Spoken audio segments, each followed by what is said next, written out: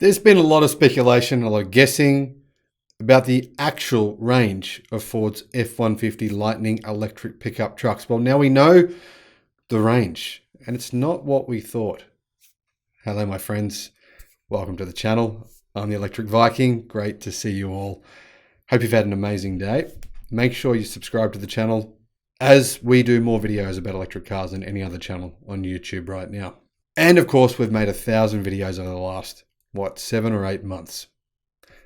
Big shout out, big thank you to our Patreon supporters. You make this all possible. Thank you very much for your support. I appreciate it. And by the way, if you are thinking of investing, which by the way, I highly recommend, investing now makes sense, seeing as you're someone on this channel, seeing as you're someone who understands what's going to happen in the future. I'm assuming you do. I'm assuming you know that by 2030, we're going all electric. It's happening whether people like it or not. You might as well take advantage of that knowledge and invest in the stock market. Now, personally, I do have shares in a few different companies, including Tesla, XPeng, NIO, NIO, BYD, and even in Alibaba, by the way.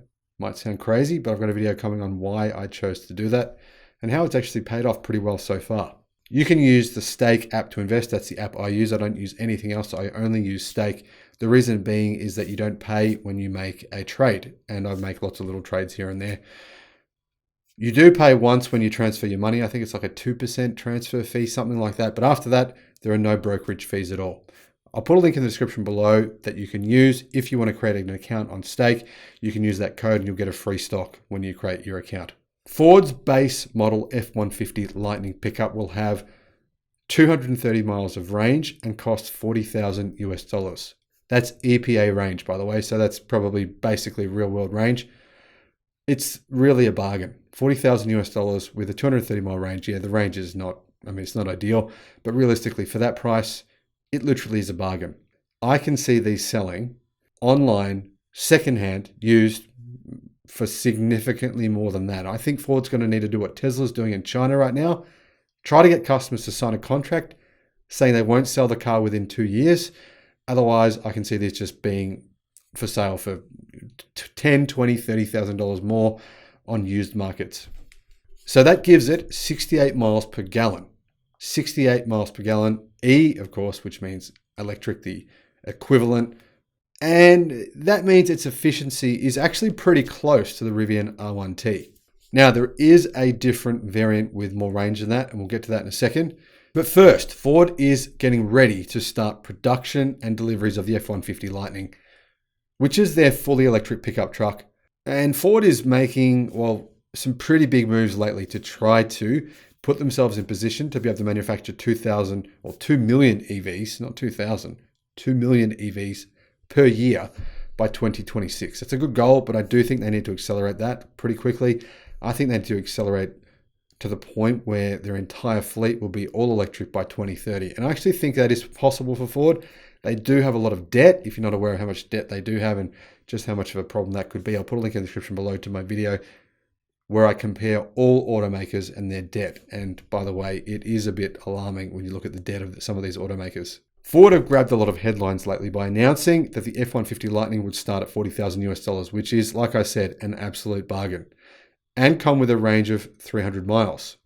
Well, that's not quite true, it turns out. The variant with 300 miles of range will exist, but it won't cost $40,000 US. The base version with 230 miles of range or 370 kilometers of range is the kind of the commercial version. It's not apparently the version that most people would buy to drive for themselves. It's kind of the version that a lot of fleet operators would buy. But personally, if you don't care about extra features, which a lot of people I'm sure won't, you could still order one. Now, the variant with 300 miles of range is the variant with a bigger battery pack. However, that adds the price. The price actually comes to around $74,000 US for that variant. So how do we know the actual ranges? Well, an EPA window sticker for the F-150 Lightning standard battery pack has leaked, and it shows that this pickup variant has 230 miles of range with an efficiency of 68 miles per gallon. This makes it way, way, way more efficient than any other vehicle for sale right now in terms of the pickup truck market, period. Way more efficient than any ICE or gas or diesel powered pickup trucks. Yes, I'm talking to you Aussies. I know you love your diesel pickup trucks, but by the way, in comparison to this, they are not efficient at all. It is Comparable though to the Rivian R1T. On the EPA test cycle, the R1T is about 2 to 3% more efficient overall by using 48 kilowatt hours to travel 100 miles versus the Ford's 49 kilowatt hours for the F150 Lightning. But the F150 Lightning is a little bit bigger than the Rivian R1T, so the efficiency of both vehicles based on their power to weight is actually almost identical. This means the Rivian R1T has a combined efficiency of 70 miles per gallon, whereas the F150 has a combined efficiency of 68 miles per gallon. Interestingly, the F150 electric pickup truck is apparently more efficient than the Rivian R1T in stop-start driving in like a city environment. But when it comes to being on the highway, it's a lot less efficient, where the comparison is 61 miles per gallon versus 68 miles per gallon. Maybe that's to do with the shape of, obviously the F-150 is definitely a brick, but the Rivian looks like a brick as well, but maybe the Ford's even more brick-like. Maybe the efficiency is coming out there in terms of the shape of the vehicle on the outside. I'm not sure. Now, I personally think the model that most people are going to want is the model with 300 miles of range. I'm not sure that 230 miles of range is enough for most people. I personally think the sweet spot is 300 plus miles of range. That would be the variant I personally would be wanting to order. What's your requirement? If you buy a pickup truck or just an electric car, what's your minimum level of standard range that you would require on that? Personally, my minimum is around about the 300 mark, but 230, I don't think I'd be willing to go that low. But in this case, when you're talking what is literally a bargain, even if it does come with wind-up windows and some other features missing in this base model variant, I still think it's an incredibly good value. This, in my view, is a big win. It's a big win for the market. It's a big win for Ford because they're going to sell a literal shit ton of them. They're going to sell every single vehicle that they can make for at least a minimum of 5 years. And it's great for us. It's great for customers. It's going to force other companies to reduce their prices because they're going to have to. They're going to have to compete with Ford. They're going to have no choice. That said, Ford dealers, are they going to sell them for this price? Ford's saying they're going to try and force dealers to sell them at this price. I'm not so sure that's going to happen.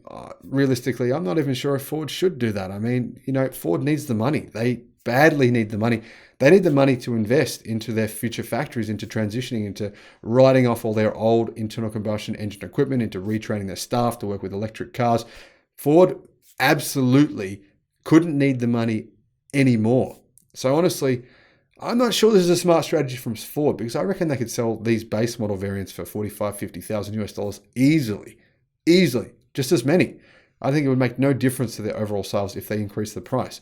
So I don't really understand why Ford thinks it's necessary to sell them so cheap. But hey, win-win here. Hopefully Ford dealers actually do sell them at MSRP, and all you Americans get to buy what is really going to turn out to be, I think, one of the best vehicles you can get for the money on the face of planet Earth. However, there's one point to consider here.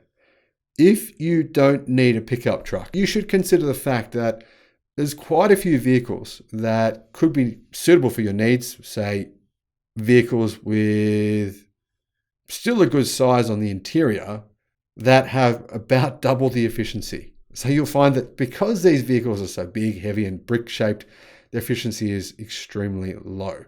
So don't get a pickup truck unless you actually need it.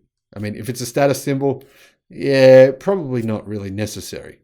But hey, you could take this even further. You could say, do you need a car? You can buy an electric scooter. You can buy an electric bike. Many people don't even need a car.